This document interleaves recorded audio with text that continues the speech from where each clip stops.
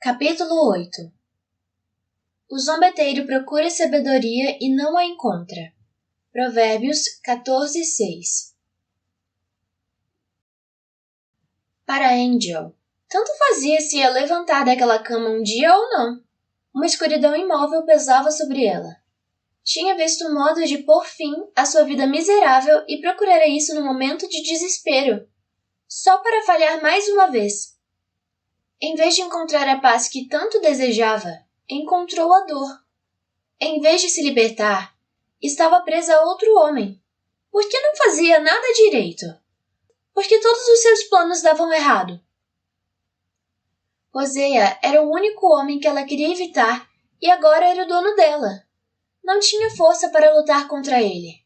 Pior, tinha de depender dele para comer, beber, morar, tudo. A completa dependência dele era muito irritante. Ela ficava com os nervos à flor da pele por isso, e o odiava ainda mais. Se Hosea fosse um homem comum, ela saberia como combatê-lo, mas não era. Nada que ela dizia o incomodava. Ele era uma montanha de granito. Ela não tinha como feri-lo. Ficava irritada com sua silenciosa determinação. Ele tinha algo que ela não conseguia descrever. Uma vez ele dissera que aprendera muito sobre ela quando ela estava com febre. Só não dissera o quê. Ela se preocupava com o tudo que ele queria. Sempre que estava acordada, ele estava ao seu lado. Mas ela só queria que a deixasse sozinha. Angel sentiu que a armadilha se fechava em volta dela. Dessa vez, não estava numa bela casa na cidade. Não estava numa tenda podre feita de vela de navio, nem num bordel de 2 andares.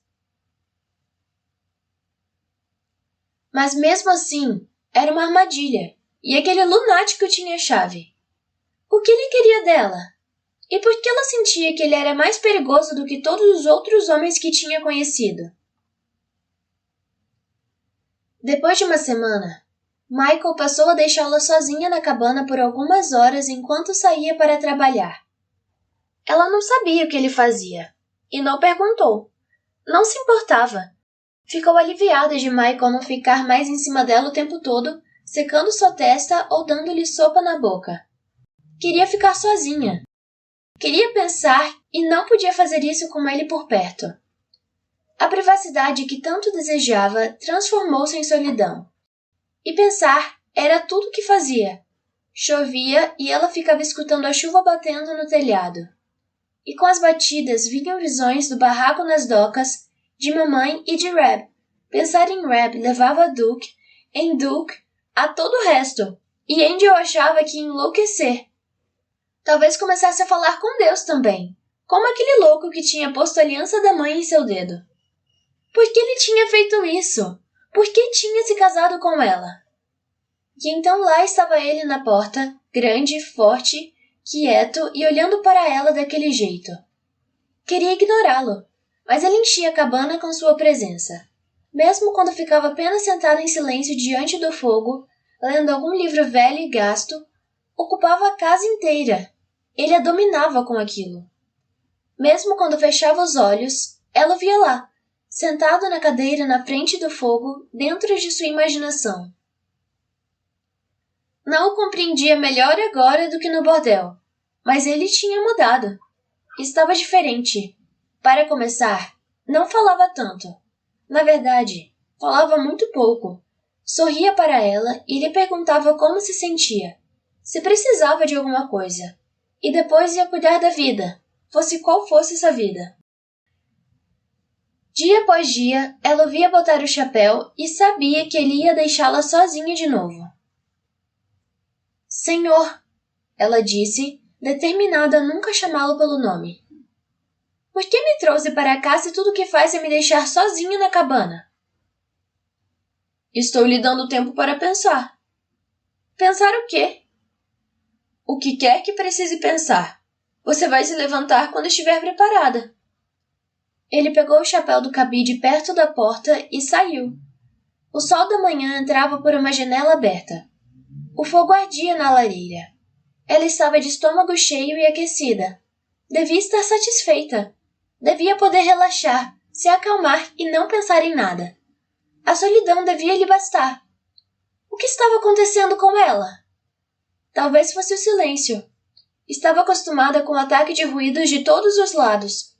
Homens batendo à porta, homens dizendo o que queriam, homens dizendo o que ela devia fazer, homens berrando, homens cantando, homens xingando no bar lá embaixo.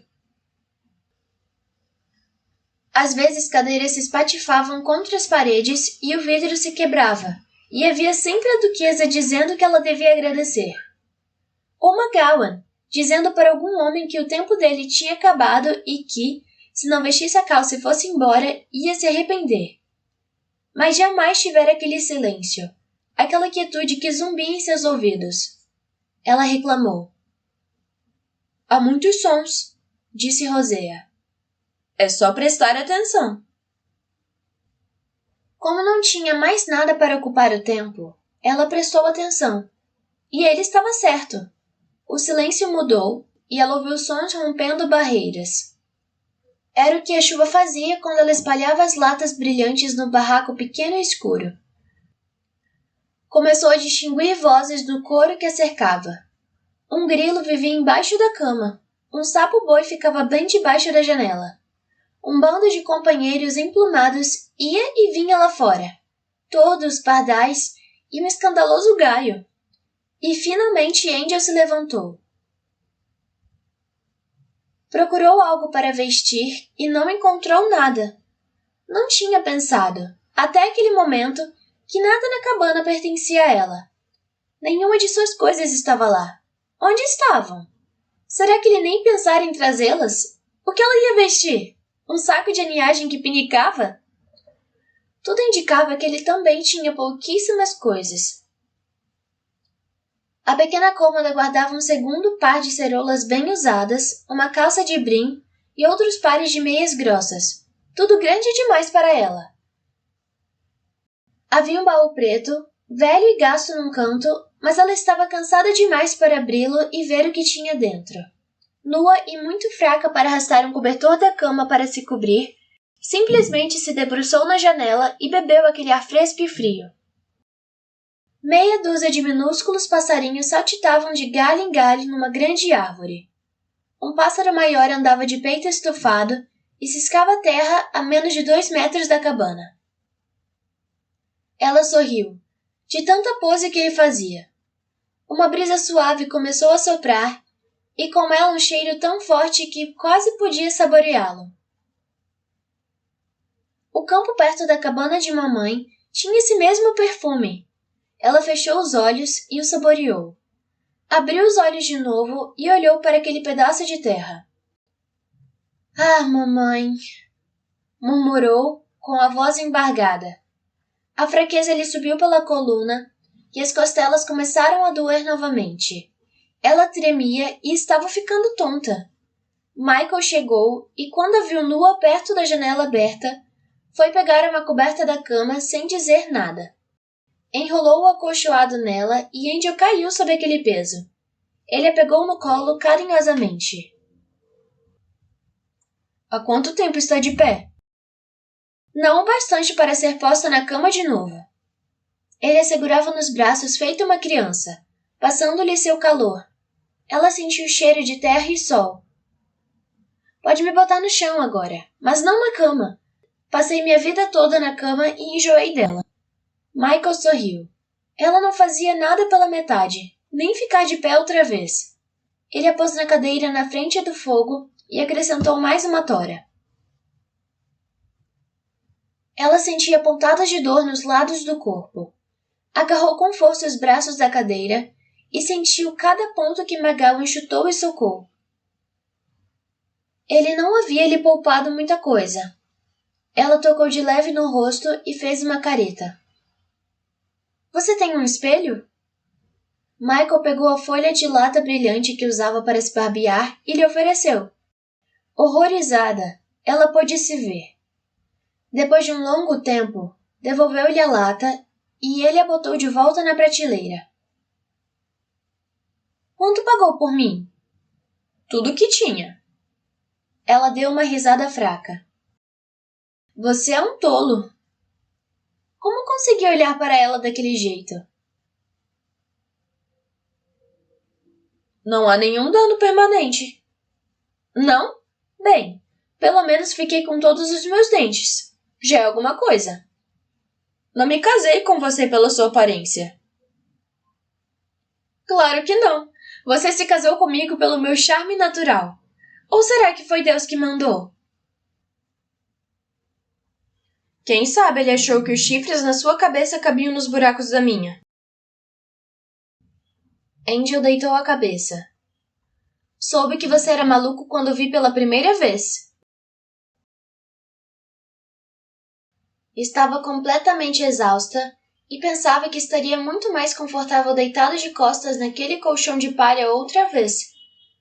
Talvez conseguisse ficar de pé.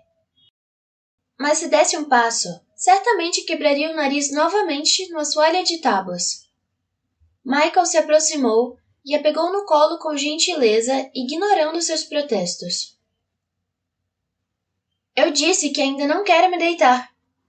Tudo bem, então fique sentada na cama.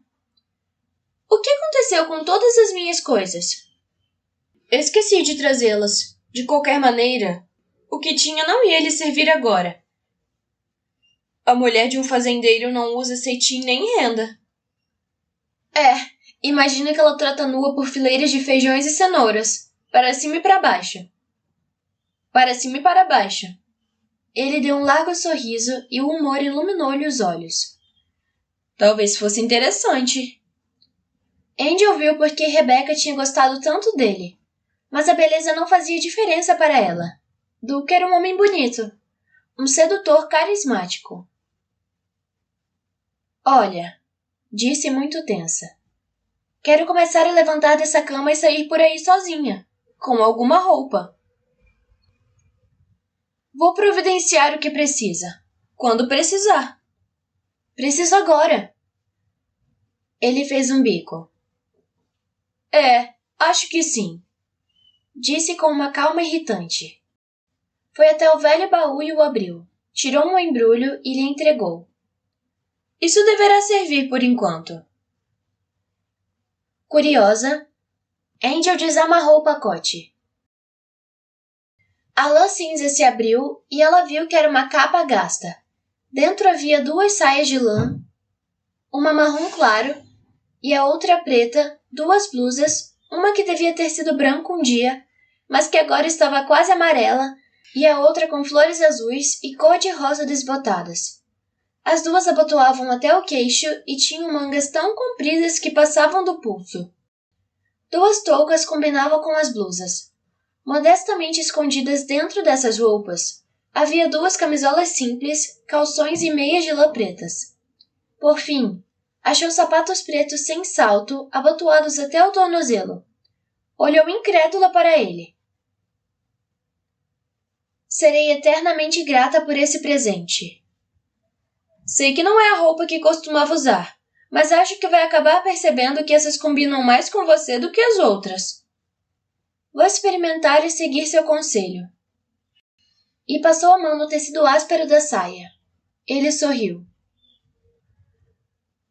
Daqui a 1 ou 2 semanas, você vai poder assumir algumas tarefas. Ela levantou a cabeça, mas ele já estava indo para a porta. Tarefas? A que tarefas estava se referindo? Tirar leite? Cozinhar? Talvez quisesse que ela cortasse e carregasse lenha, junto com a água do riacho. E aquelas roupas? Ia querer que elas lavasse e passasse. Que piada! Ela era boa em uma coisa e nada mais. Ele ia ter um verdadeiro despertar quando ela começasse a executar suas tarefas. Michael voltou com uma braçada de lenha. Não sei nada do que faz a mulher de um fazendeiro, ela disse. Ele empilhou a lenha com cuidado. Não esperava que você soubesse. Então quais são essas tarefas? Cozinhar, lavar, passar, cuidar do jardim. Acabei de dizer que... Você é inteligente, vai aprender. E pôs mais uma acha de lenha no fogo. Não fará nenhum trabalho realmente pesado até ficar em forma, o que deve demorar pelo menos 1 mês ainda. Realmente pesado? O que ele queria dizer? Ela resolveu experimentar outra tática. Curvou a boca num sorriso muito bem ensaiado. E quanto aos outros deveres de esposa? Michael se virou e olhou para ela. Quando significar mais do que trabalho para você, consumaremos o nosso casamento. Ela se espantou com a franqueza dele. Onde estava o fazendeiro que corava e pulava quando ela o tocava? Irritada e com raiva, ela recuou. Muito bem, farei o que quiser. Pagarei cada hora, cada dia, desde que começou a cuidar de mim. E depois que achar que pagou tudo, irá embora. É isso? Vou voltar para Paradise e pegar o que a duquesa me deve. Não vai, não. Ele disse em voz baixa. Vou sim. Ela ia pegar o dinheiro que estava com a duquesa nem que tivesse de arrancá-lo do rabo da bruxa velha. Depois contrataria alguém para construir uma casa igual a de Michael, bem longe de qualquer cidade, para não ter de ouvir barulho ou sentir mau cheiro, mas suficientemente perto para poder comprar o que quisesse. Compraria uma arma grande, e muitas balas, e se aparecesse algum homem batendo à sua porta, a usaria, a não ser que precisasse de dinheiro. Nesse caso, teria de deixá-la entrar para fazer o seu trabalho primeiro. Mas se fosse cuidadosa e esperta, poderia viver muito tempo com o que tinha economizado. Mal podia esperar. Nunca tinha vivido sozinha. Seria o paraíso. Você ficou sozinha uma semana inteira. Zombou uma vozinha lá no fundo e ficou muito angustiada. Lembra? Admita que ficar sozinha não é nenhum paraíso. Nem tendo tantos demônios para lhe fazer companhia. Você pode ter investido muito pó de ouro em mim, mas não é meu dono.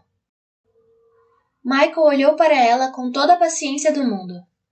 Era miúda, fraca, mas possuía uma vontade de ferro, que brilhava nos olhos azuis e desafiadores e na postura impertigada que adotava. Pensava que tinha força suficiente para derrotá-lo. Estava enganada.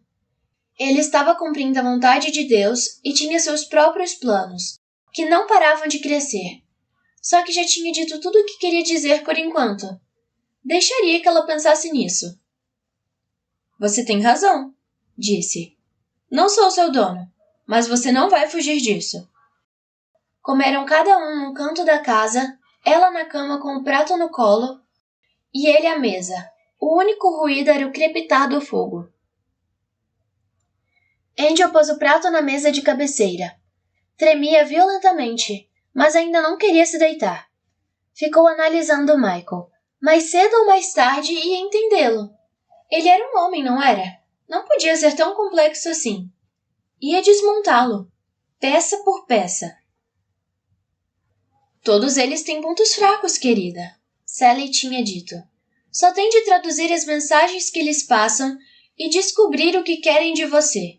Se os deixar felizes, vai se dar bem. Se não, eles podem maltratá-la. Como Duke, quando ficava contrariado. Depois da primeira noite, Angel aprendera tudo sobre Duke. Ele gostava de se sentir poderoso. Queria obediência imediata. Ela não precisava gostar do que ele queria fazer, desde que fizesse, e sorrindo. Se hesitasse um segundo, provocava-lhe aquele olhar sinistro e perigoso. Se protestasse, levava um tapa. Se o desafiasse, era pancada mesmo. Quando fugiu, ele a queimou com um charuto. E quando se cansou de guardá-la só para si, ela aprendeu a maior lição de todas. Fingir. Fingia gostar do que os homens queriam e pagavam para ter. Não importava o que sentisse, nem se estava com medo, nojo ou raiva. E, se não conseguisse fingir que gostava, tinha de fingir que não ligava. Tornou-se muito boa nisso. Sela entendia, mas tinha regras próprias. Você teve um mau começo quando aquele idiota bêbado trouxe para cá. Mas também pode ser que não. Já que sua mãe também era prostituta, o pessoal da classe alta também não ia aceitá-la mesmo, por mais linda que fosse. Não importa o que pudesse acontecer, a realidade é esta, Angel. E é aqui que você vai ficar. Ela segurou o queixo de Angel e forçou-a a olhar para cima. E a partir de agora, não quero ver essa cara nunca mais. Aprenda a esconder o que estiver sentindo, seja o que for. Está entendendo?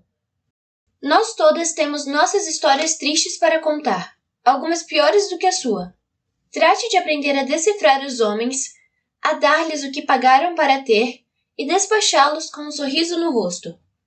Faça isso e a tratarei como a mamãe que você perdeu. Se não fizer, vai achar que o tempo que passou com Duke foi uma maravilha. E Sally revelou-se uma mulher de palavra. Angel aprendeu tudo o que quis sobre os homens. Alguns sabiam o que queriam, outros só pensavam que sabiam. Alguns diziam uma coisa e queriam dizer outra. Uns tinham coragem, outros eram arrogantes e rancorosos. De qualquer modo, tudo acabava se resumindo a uma coisa só. Eles pagavam para ter um pedaço dela. No início, pedaço sangrento por pedaço sangrento. Depois de um tempo, gota a gota. A única diferença era se deixavam o dinheiro discretamente embaixo da roupa de seda íntima, jogado ao pé da cama, ou se o punham na palma da mão, olhando-a diretamente nos olhos. Ela olhou para Michael Rosea. Que tipo de homem ele era? Manuseou a roupa usada e ficou pensando. Talvez ele quisesse que ela usasse o que tinha trazido embrulhado no tecido áspero para não ter de olhar muito para ela. Talvez não quisesse encarar a realidade. Nada de luz, por favor, e fique com o anel no dedo para podermos fingir que está tudo certo. Assim não preciso achar que o que eu estou fazendo é imoral. Ela podia bancar a virgem para ele. Podia até fingir gratidão, se fosse o caso. Ah, sim, muito obrigada por ter me salvado. Ela poderia encenar qualquer coisa, desde que tivesse certeza de que só duraria pouco tempo. Jesus, meu Deus! Estou cansada de fingir. Não aguento mais viver desse jeito. Por que não posso simplesmente fechar os olhos e morrer? Estou satisfeita, disse e pôs o prato na mesa de cabeceira. Mais do que satisfeita. Michael a observava. Não vou lhe dar nada além do que estiver a seu alcance. Angel se virou para ele. Sabia que ele não se referia às tarefas domésticas. E quanto a você? Pensa que pode receber o que vou lhe dar? Experimente. Angel ficou vendo Michael comer. Ele não se preocupava com nada. Cada centímetro dele indicava que sabia quem era e o que estava fazendo, embora ela não soubesse. E ela sabia que, se não ficasse boa e se não fosse embora logo, ele ia desmontá-la, peça por peça. Na manhã seguinte, Angel se vestiu assim que Rosé saiu. Enfiou a camisola e amarrou as fitas gastas. O tecido era grosso e a cobria toda. Jamais usara nada tão simples, tão doce, tão comum. Quem será que tinha usado aquelas roupas antes dela? O que tinha acontecido com essa mulher? A julgar pelas roupas, devia ser muito correta e trabalhadora, como aquelas mulheres que davam as costas quando mamãe passava. Angel achou a abotoadeira no pé esquerdo e calçou os sapatos. Serviram-lhe bem. Michael chegou e ela olhou para ele com uma sobrancelha arqueada. Pensei que tinha dito que não tinha sido casado. Essas coisas eram da minha irmã, Tessie. Ela e o marido Paul vieram para o oeste comigo. Ela morreu com a febre em Green River. Doía-lhe lembrar do enterro de Tessie no meio da estrada para o oeste. Todas as carroças do comboio passaram por cima de sua cova para não deixar nenhuma marca do lugar. Paul e ele não queriam que os índios ou animais a desenterrassem. Ele não conseguia superar o fato de ter enterrado sua querida irmã daquele jeito, sem pedras ou cruz para marcar o lugar. Tessie merecia mais. O que aconteceu com o marido dela? Morreu também? Michael tirou o casaco e sacudiu... Michael tirou o casaco e sacudiu os ombros. Sua terra está lá no fim do vale, sem cultivo. Ele foi procurar ouro no rio Yuba. Paul nunca conseguiu se concentrar em qualquer coisa por muito tempo. Seu amor por Tess fez com que andasse nos trilhos por algum tempo. Mas, depois que ela morreu, se desgarrou de novo.